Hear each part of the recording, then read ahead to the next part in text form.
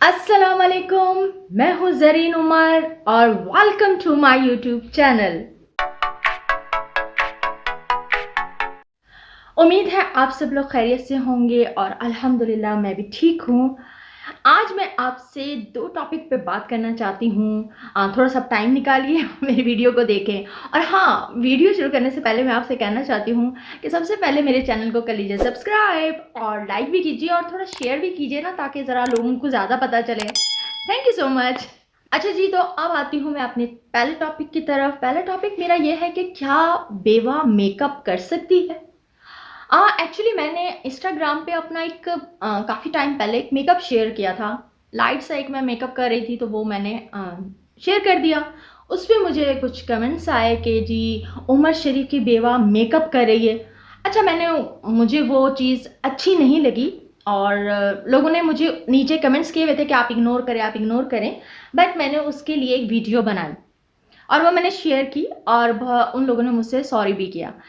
मगर मुझे जो डीएम आए हुए थे इंस्टाग्राम पे कुछ ऐसे लेडीज़ के जिनके हस्बैंड का भी इंतकाल हो चुका था। जैसे किसी के हस्बैंड को 6 महीने हुए थे, किसी के हस्बैंड को 6 साल हो गए हैं इस दुनिया से गए हुए, और वो मुझसे पूछ रही हैं कि आप जैसे नोज़ पिन लगाती हैं, क्या मैं भी नोज़ पिन पहन सकती हूँ? क्या मैं काजल लगा सकती हूँ? हमारे घर वाले तो मना करते हैं। तो मुझे बहुत हैरत हुई कि हम जिस माशरे में रहते हैं और हम सब मुसलमान हैं, हमारे पास सबसे बड़ी एक किताब है कुरान पाक, जिसमें एक एक चीज़ वाज़ा कर दी गई है, जिसमें हर चीज़ लिखी गई है। नबी पाक सल्लल्लाहु अलैहि वसल्लम की ज़िंदगी है हमारे सामने, और उनकी अज़वाज मुतहहारात की ज़िंदगी है हमारे सामने। और अगर मतलब कहा जाए तो उसके बावजूद लोग ऐसी बातें करते हैं कि मुझे बहुत हैरत होती है। देखिए, अगर मेकअप मना है ना, तो मैं आपको एक बात कहूँ, वो फिर एक गैर शादीशुदा के लिए भी मना है, वो शादीशुदा औरत को भी मना है, और वो एक फिर बेवा औरत को भी करना मना है। लेकिन अगर उन्हें मना नहीं है, आप बेवा हैं भले, आपको भी मना नहीं है। एक तो मैं हैरान हूं कि एक औरत जिसका शौहर इस दुनिया से चला जाए, एक उसका जीवन साथी, एक उसका लिबास, कुरान पाक में अल्लाह पाक ने कहा है मियाँ बीवी एक दूसरे का लिबास है, छोड़ के उसे चला जाए, उसके बाद अगर हम उस औरत को इन चीज़ों में उलझाएं कि तुमने ये कलर्स नहीं पहनने, तुमने चूड़ियाँ नहीं पहननी, तुमने नोज पिन नहीं पहननी, तुमने कोई ज्वेलरी नहीं पहननी, तुमने कोई मेकअप नहीं करना, मतलब हे, आप उस औरत की तकलीफ को नहीं समझ रहे और उस पर ये सब चीज़ें मुसलत कर रहे हैं। ये किसने आपको इख्तियार दिया है? मतलब ये किस माशरे में रहते हैं हम लोग? मतलब मुझे याद है कि हमने एक मूवी देखी थी, इंडियन एक फिल्म थी, क्या नाम, प्रेम रोग, उस मेरा ख्याल में उस फिल्म का नाम था, जिसमें वो पद्मिनी कोल्हापुरी होती है और ऋषि कपूर हीरो हैं।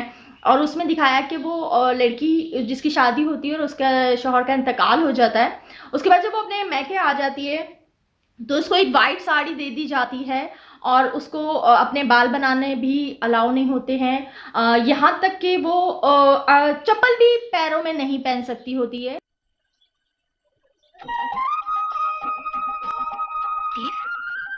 इसमें कोई सनमी सितारे नहीं जड़े हुए हैं। और उसको जो वो लोग घर में सब खाना खाना खाते होते हैं वो नहीं उसको देते हैं, और उसको अलग से कोई, उसके लिए अलग से खाना बनता है, और उसको रूम भी मेरे ख्याल में कोई सर्वेंट क्वार्टर में शायद उसको शिफ्ट कर दिया जाता है। तो मतलब ठीक है, हो सकता है उनके माशरे में किसी जगह कभी ऐसा होता हो, अब तो मेरा नहीं ख्याल कि वहाँ पे भी ये सब कुछ होता है। मगर इस्लाम में तो इस सब चीज़ों की कोई बात ही नहीं है। मतलब कुछ ऐसा कहा ही नहीं गया है कि जी बेवा औरत मतलब कोई अच्छे कपड़े नहीं पहन सकती, जूते नहीं पहन सकती, अच्छा खाना नहीं खा सकती, हंस नहीं सकती, बोल नहीं सकती। आप लोगों में से कोई मुझे समझा सकता है कि किसी लड़की के विधवा होने में उसका अपना क्या कसूर होता है? सूरज तो उस पर रोशनी डालने से इनकार नहीं करता, फूलों से भी खुशबू देता है। कुदरत तो अपने नियम किसी के लिए नहीं बदलता। फिर क्यों आप लोग उसे नंगे पांव चलने पर, रूखा सूखा खाने पर, चटाई पर सोने पर मजबूर कर देते हैं? क्यों वो दूसरी औरतों की तरह हंस नहीं सकती? और मना करने वाले भी अपने ही लोग होते हैं, अपने घर वाले होते हैं, अपने रिश्तेदार होते हैं। आप यकीन जाने कि हमारे वालिद का भी जब इंतकाल हुआ था तो हम तो अपनी वालदा के लिए मतलब आज तक ही सबसे शौक कलर उनके लिए खरीद के कपड़ों का लेके आते हैं, मतलब वो मेकअप भी करती हैं। कभी हमने ऐसी चीज़ें जो है ना उनके साथ नहीं की। और जब मेरे उम्र का इंतकाल हुआ, मुझे छोड़ के गए, तो मतलब मेरे लिए इससे बड़ी तकलीफ इस दुनिया में हो सकती है कि मैं इन चीज़ों में भी मुझे उलझाया जाए कि जी आप मेकअप नहीं करें, आप ये कपड़े नहीं पहने, आप ये शूज़ नहीं पहन सकती, आप ये खाना नहीं खा सकती, आप यहाँ नहीं जा सकती। बल्कि आप यकीन जाने कि जब मेरी इद्दत पूरी हुई है तो मेरी जो दोस्तें जो मेरे लिए गिफ्ट लेके आई और फिर मेरे घर वालों ने भी मुझे जो गिफ्ट दिए, आप यकीन जाने के उमर की एक बहन बनी हुई थी, निगत मिर्ज़ा सेनेटर थी, जिनकी ज़मीन पे उमर ने हॉस्पिटल बनाया है, माँ हॉस्पिटल। वो मेरे लिए मतलब उन्होंने तो पूरा घर पे मेरा खाने पे मुझे बुलाया और सब बहन भाइयों ने कि तुम हमारी बहन हो, और उन सब लोगों ने मुझे जो है ना सब ने अलग अलग सब ने जोड़े दिए और उन्होंने जो मुझे चूड़ियाँ भी दी। इसी तरह मेरी एक दोस्त है गजाला जावेद। अच्छा, जब वो उमर की ज़िंदगी में भी जब भी वो हमारी किसी तकरीब में आती थी तो वो मेरे लिए हमेशा गजरे लेके आती थी।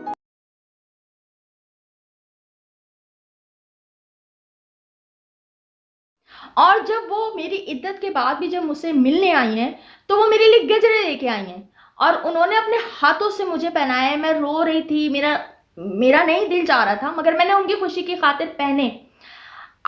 मतलब अगर आप औरत पे कुछ चीज़ मुसल्लत नहीं कर सकते, वो एक शादीशुदा औरत है, वो एक ज़िंदगी के सबसे बड़े तकलीफ से गुजर रही है, उसमें उनको आप इन चीज़ों से नहीं उलझा सकते। और मैं उन औरतों को भी कहूँगी कि आपकी मतलब शौहर का इस दुनिया से वो चले गए हैं तो इसका मतलब ये नहीं है कि आप ज़िंदगी अपनी मर्ज़ी से नहीं गुजार सकती हैं। अगर आप लोगों की बातें सुनेंगी ना, आज आपको देख के लोग ये बोलेंगे कि जी मेकअप नहीं करो, तुम ज्वेलरी नहीं पहनो, कल को यही लोग होंगे आपको जो इस हाल में देखेंगे, वो आपको इस हाल में डाल के वो अपनी ज़िंदगियों में मगन हो जाएंगे।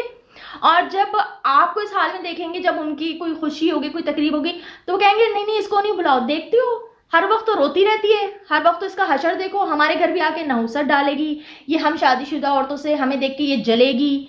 तो आप लोग आपसे किसी हाल में भी खुश नहीं होंगे। आप उनके कहने पे अगर चलती रहेंगी ना, वो आपसे कभी खुश नहीं होंगे। आप अपनी मर्जी से ज़िंदगी गुजारिए, आप अल्लाह के अहकामात को देखिए, आपको जो चीज़ अच्छी लगती है आप वो करें, आप मेकअप भी करें। हाँ, अब जैसे मैं हूँ, मैं अब अगर कोई ज्वेलरी अभी नहीं पहनी हुई, ये मेरा दिल नहीं चाह रहा, मुझे किसी ने मना नहीं किया और ना मैं किसी के मना करने पे मानने वाली हूँ। मैं अपनी मर्जी से जो मेरा दिल चाहता है मैं वो करती हूँ। क्योंकि देखें, मेरे शौहर मुझे खुश रखते थे और मुझे खुश देखना चाहते थे। तो मेरी दोस्तें, मेरी फैमिली सब मुझे ये समझाते रहते हैं कि ज़रीन तुम ऐसे नहीं रह सकती हो, उमर तो तुम्हें कितना खुश रखते थे और वो तुम सैड हो जाओ या नाराज़ होती थी तो वो बर्दाश्त नहीं कर सकते थे, तो तुम्हें वो खुश देखना चाहते हैं, तो तुम खुश रहा करो। तो अल्हम्दुलिल्लाह मैं खुश रहती हूँ और जब दिल उदास होता है तो बस अल्लाह के आगे रो भी लेती हूँ। सब वो ज़ाहिर है, वो हमारी ज़िंदगी का जो है ना, जो तकलीफ़ है ना, ये ज़िंदगी भर का है गम, ये 1-2 दिन की बात नहीं है। इसलिए आप लोगों की बातों में ना आएँ, अपनी ज़िंदगी अपने मर्ज़ी से गुज़ारें। दूसरी जी कुछ है कि एक मैंने यूट्यूब पे एक मैसेज जिसकी वजह से मैंने ये वीडियो बनाई है, उन्होंने कहा कि उनकी एज 36 है और उनके बच्चे भी नहीं हैं और उनको सब लोग कह रहे हैं कि तुम दूसरी शादी कर लो। तो देखें, एक बात मैं ये कहना चाहूँगी कि दूसरी शादी का अगर आपको कहा जा रहा है तो वो भी सही है, क्योंकि अल्लाह पाक ने कुरान पाक में कहा है कि बेवा की शादी करो, इसलिए क्योंकि ज़ाहिर है वही वाली बात है कि एक ज़माना था जब बेवा हो जाती थी औरत तो उसको जो है ना बिल्कुल उसकी शादी, दूसरी शादी का तसव्वुर भी नहीं किया जाता था और लोग अभी भी मतलब ये सोचते हैं कि यार दूसरी शादी, मतलब एक औरत कैसे दूसरी शादी कर सकती है। तो ये कुरान में अल्लाह ने इजाज़त दी है कि आप जो है बेवा की शादी करें, और लेकिन ज़बरदस्ती नहीं है, ज़रूरी नहीं है। अगर वो औरत शादी नहीं करना चाहती, जैसे कि आपने अपने मैसेज में कहा है कि आप अपने शौहर से बहुत मोहब्बत करती हैं और आप उनके बगैर आप तसव्वुर नहीं कर सकती हैं कि आप दूसरी शादी करें, तो बिल्कुल आपको ये इख्तियार है, आपको ये हक है। अब मुझे भी जैसे लोग दूसरी शादी का कह देते हैं, तो मैं उनकी बात का बुरा नहीं मानती, इसलिए क्योंकि ज़ाहिर है ये हमारे मज़हब में है, मगर मैं अपनी ज़िंदगी की मालिक मैं खुद हूँ। मेरे शौहर से मुझे बेतहाशा मोहब्बत थी और मेरी शादी अभी कोई 2-4 दिन पहले या 1-2 साल पहले नहीं हुई थी। मेरी शादी का एक 20 साल का अरसा है। तो मेरी सोच है कि मुझे दूसरी शादी नहीं करनी और ना ही मैं कोई इतनी जवान हूँ कि मुझे जी शादी की ज़रूरत है। तो मैं शादी नहीं करना चाहती, तो मैं नहीं करूँगी कभी। मैं चाहती हूँ क्योंकि मैं वो औरत हूँ जिसे उसके शौहर ने बहुत मोहब्बत की। उसके शौहर सब कहते हैं ना कि हमें हमारे माँ-बाप की दुआ है। तो माँ-बाप तो अपनी हर औलाद को दुआ देती है, चाहे वो बुरी औलाद भी हो। मगर जो शौहर की दुआ जिस औरत को हो ना, वो बहुत किस्मत होती है। और मैं वो खुशकिस्मत औरत हूँ जिसे उसके शौहर की दुआएँ हैं। मुझे मेरी उमर ने एक आध दफ़ा दुआ नहीं दी है। उमर मुझे इतनी दुआएँ देते थे कि आप तसव्वुर नहीं कर सकते। मैं उनके लिए जो करती थी ना, तो वो कहते थे ज़रीन तुम इतनी अच्छी बीवी हो और तुम इतनी मैं उनकी जो भी खिदमत करती थी या जो भी, और मैंने कोई 1 दिन 2 दिन या 10 दिन या सिर्फ उनकी बीमारी में खिदमत नहीं की है। मैं जब से शादी हुई है तब से मैं उनका ख्याल रखती हूँ, उनकी खिदमत करती हूँ। ये बताने वाली बात इस सेंस में है कि कुछ लोग देख के सीखते हैं, कुछ समझते हैं, क्योंकि मेरी दोस्तें हैं। मेरी एक दोस्त थी, कई लड़कियां जो मेरे साथ होती थी, मुझसे छोटी भी, तो वो कहती थी जब हमारी शादी होगी तो हम आप जैसी बीवी बनना चाहते हैं। तो मतलब लोग एक दूसरे को देख के सीखते। तो मैं आपको बताना, आप यकीन जाने मुझे उमर इतनी दुआएं देते थे। जब उमर सो रहे होते थे और उमर की आंख खुलती थी, जैसे रात में नींद में आंख खुल जाती है, तो मैं एक सेकंड में, पता नहीं मेरी कैसे आंख खुलती थी और मैं एक सेकंड में उठ के उमर से, उमर कुछ चाहिए? तो उमर अक्सर डर जाते थे। उमर कहते थे तुम्हें कैसे पता चला कि मैं उठ गया हूँ? मैंने कहा मुझे नहीं पता। तो मतलब मैं इतनी अपने शौहर की एक एक चीज़ की, एक एक बात का ख्याल करती थी। और उमर की दुआएं, आप यकीन जाने, उमर मुझे कहते थे कि तुम ज़रीन, तुम जो ये करती हो ना या जो तुम कर रही हो, तुम्हें नहीं पता तुम्हें क्या मकाम मिलेगा, तुम्हें क्या मकाम मिलने वाला है। उमर कहते थे कि ऊपर हूरें बैठी हुई हैं और वो कह रही हैं कि ये जो इतना खूबसूरत महल है ये किसका महल है? तो दूसरी हूर बताती थी वो जो ये अपने शौहर के पास बैठी हुई, उसकी जो खिदमत कर रही है ना, ये महल उसका है।